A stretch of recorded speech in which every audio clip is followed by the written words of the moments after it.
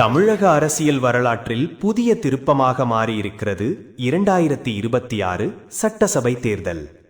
தமிழகம் முழுவதும் பெரும் எதிர்பார்ப்பை ஏற்படுத்திய இந்த தேர்தலில் விஜய் தலைமையிலான டிவிகே கட்சி அபார வெற்றியை பதிவு செய்துள்ளது. மக்கள் மாற்றத்திற்காக அளித்த வாக்கு இன்று வெற்றியாக மாறியுள்ளது. இந்த வரலாற்று தருணத்தில் திரையுலக பிரபலங்களும் உற்சாகத்தில் இணைந்து கொண்டிருக்கிறார்கள்.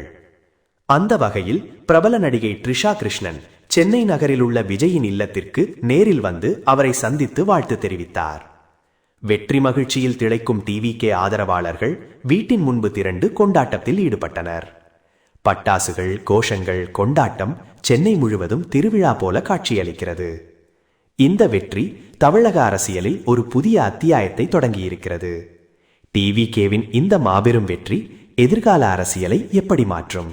அதை காலமே சொல்லும்.